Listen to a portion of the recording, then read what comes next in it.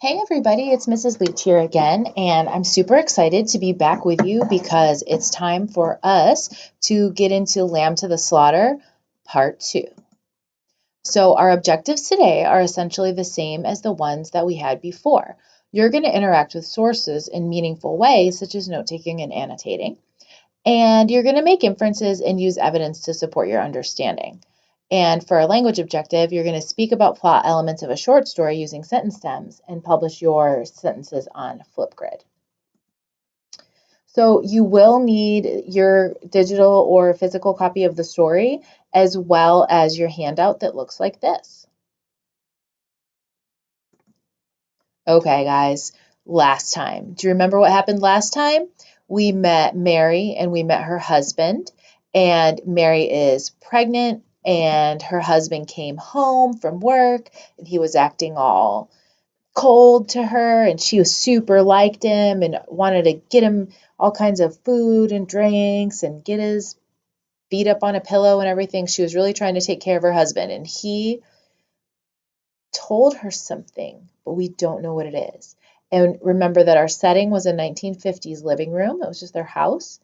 And we think we might know what the problem is. We're not totally sure that we know what the main conflict of the story is, but we know that what we read before was pretty much the beginning of the story, the exposition, because we got introduced to the characters in the setting, and we think we might know what the problem is. But again, we don't know what happened in that conversation, so we can't say for sure. But we're going to find out. So last time I pretty much read the story and then kind of walked you through what I was thinking as far as writing down notes. And this time I would like for you to follow along with the story, of course.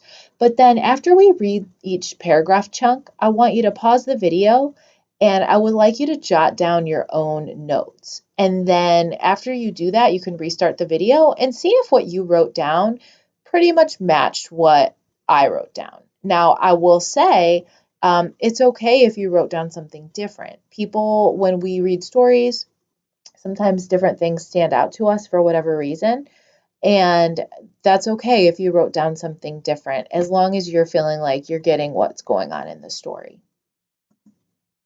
Okay, so we're going to start with where we left off at paragraph 24. We read that one. And so we're going to start off with paragraph 25. And we're going to read up to paragraph 31. And so while you're listening and reading, I want you to look for information about the character and about the problem, what we think the problem of the story is, because we're not 100% sure. So there's Mary.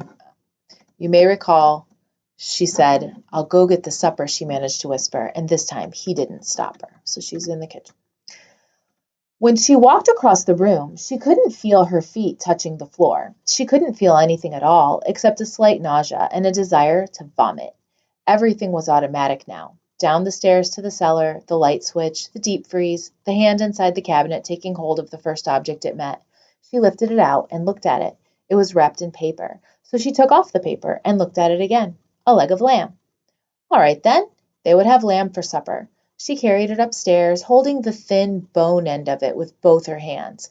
And as she went through the living room, she saw him standing over by the window with his back to her, and she stopped.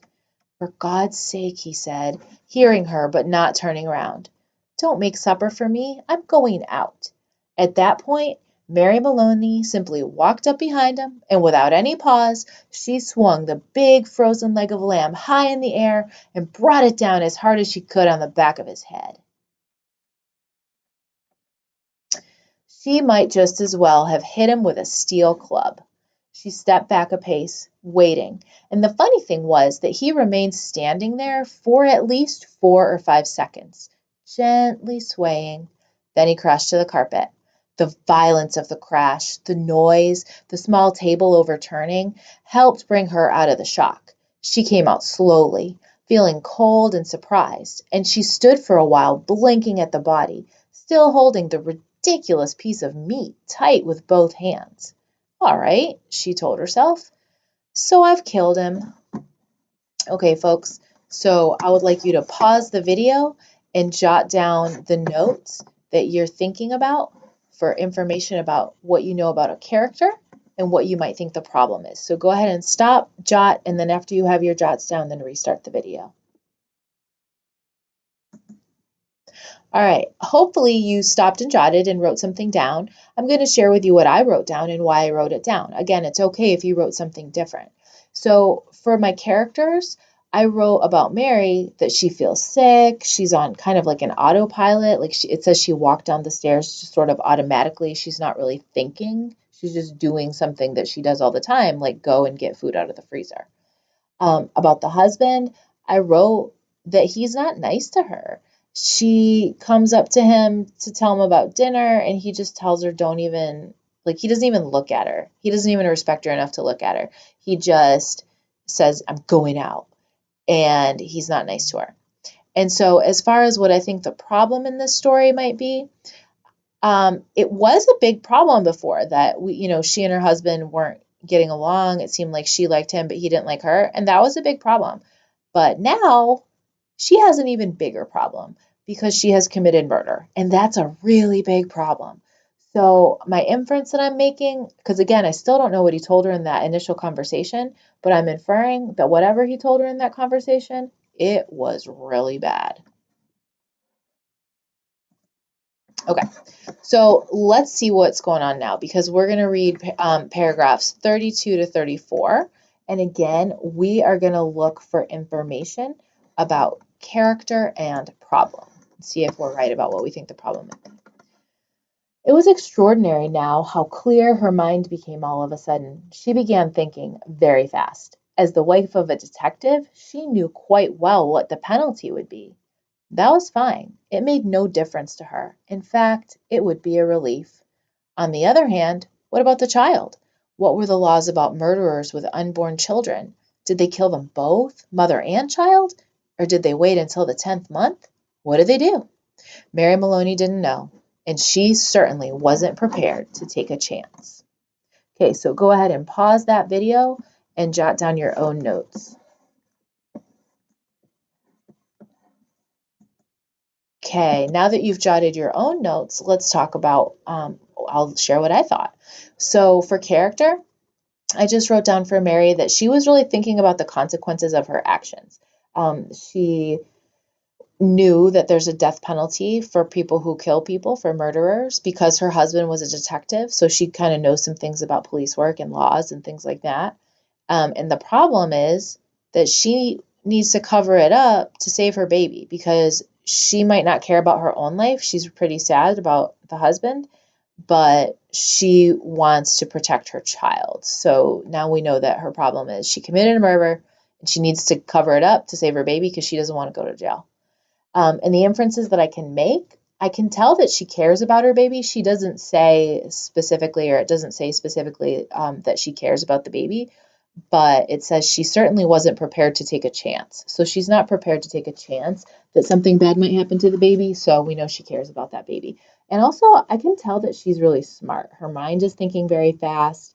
And even though she's in this super emotional situation, she's thinking very clearly. Her brain is still working.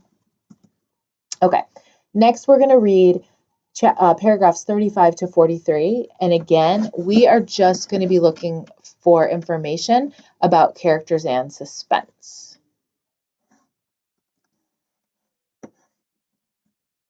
She carried the meat into the kitchen, placed it in a pan, and turned the oven on high and shoved it inside. Then she washed her hands and ran upstairs to the bedroom. She sat down before the mirror, tidied her face, touched up her lips and face. She tried a smile. It came out rather peculiar. She tried again. "Hello, Sam," she said brightly, aloud. The voice sounded peculiar, too. "I want some potato, please, Sam."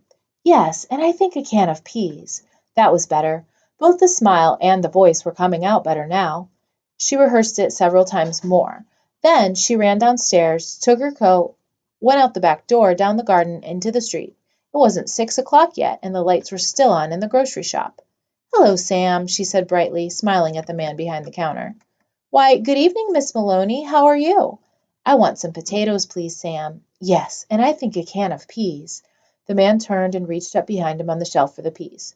Patrick's decided he's tired and doesn't want to eat out tonight, she told him. We usually go out Thursdays, and now he's caught me without any vegetables in the house. Then how about meat, Mrs. Maloney? No, I've got meat, thanks. I got a nice leg of lamb from the freezer. Oh, I don't much like cooking it frozen, Sam, but I'm taking a chance at it this time. You think it'll be all right? Personally, the grocer said, I don't believe it makes any difference. You want these Idaho potatoes?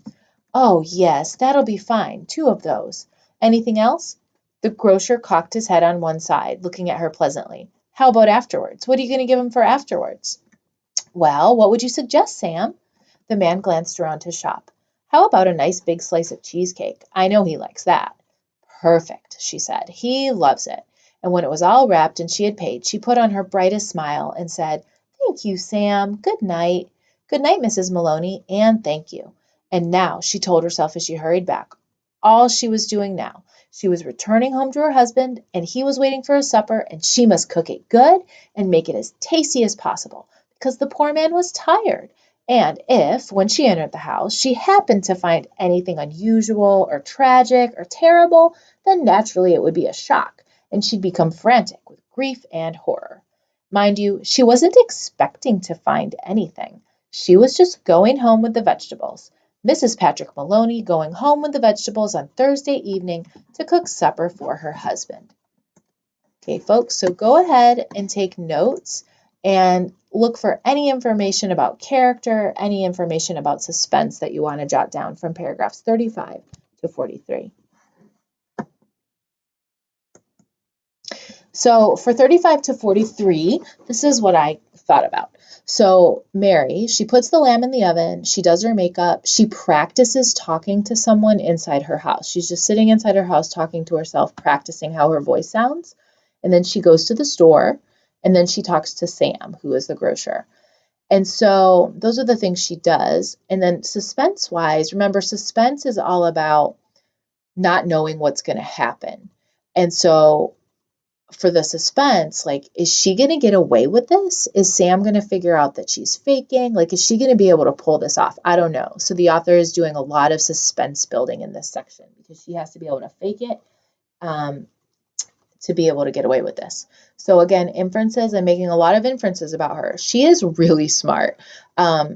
She seems to know Sam pretty well. He knows what kind of dessert her husband likes, and they sort of know the routine that, like, normally they go out on Thursday. She has a lot of emotional control. She has just murdered someone, and she was also upset before that because the husband told her something she didn't like, but she was able to pull it together, put on her makeup, and make herself seem totally normal, even though it's this most crazy time of all. So I can tell she's really smart. She thought about it, and she has a lot of emotional control. And remember, we looked up at that word alibi at the beginning, right? And alibi, if you recall, means it's like someone's story to say where they were when a crime happened. And so I know Mary's really smart because she's planning out her alibi at this time. She is faking all this stuff because she knows she needs her alibi. So this last little section for today, we're going to read paragraphs 44 to 47. And I want you to, again, read and look for information about character and suspense. That's the way, she told herself. Do everything right and natural. Keep things absolutely natural, and there will be no need for any acting at all. Therefore, when she entered the kitchen by the back door, she was humming a little tune to herself and smiling. Patrick, she called. How are you, darling? She put the parcel down on the table and went through into the living room. And when she saw him lying there on the floor with his legs doubled up and one arm twisted back underneath his body, it really was rather a shock. All the old love and longing for him welled up inside her, and she ran over to him, knelt down beside him, and began to cry her heart out. It was easy. No acting was necessary. A few minutes later, she got up and went to the phone. She knew the number of the police station, and when the man at the other end answered, she cried to him, Quick! Come quick! Patrick's dead. Who's speaking? Mrs. Maloney, Mrs. Patrick Maloney. You mean Patrick Maloney's dead? I think so, she sobbed. He's lying on the floor, and I think he's dead. Be right over, the man said. Okay, so go ahead, pause it and jot. Okay, so here's what I thought about for characters in suspense. For character, she walks into the house, she calls out for her husband as if he's there. She finds him dead. She acts like it's a total surprise and she calls the police. So she has really gotten her head in a place where she is really pretending that she didn't do this. And so suspense wise, I'm not sure. Is she going to lose control and get caught? Or has she, like, does she actually believe this? Has she sort of gone a little bit crazy and forgotten that, hey, just a few minutes ago, you're the one who killed him? So I just don't know. What I would like y'all to do is go ahead and fill in this on your own before you submit it to your teacher and see what kind of inferences you feel like you want to make for this section. I just kind of want to go over, we talked about the first section of the story. We were definitely in the exposition and we talked about why, because we got introduced to character setting and possibly the conflict. Now, there has been a lot of suspense built and we know we have a major problem. Mary needs to basically cover up the murder to get an alibi to be able to save her baby. And so the things that are happening now are definitely in that rising action section because it's building the suspense. Each thing that happens, we don't know, is she going to be able to keep it together? And so next time we read together, we'll be looking at rising action again and seeing what happens here with Mary Maloney. Is she going to get away with murder? Thanks for joining me today, and I look forward to Lamb to the Slaughter, Part 3.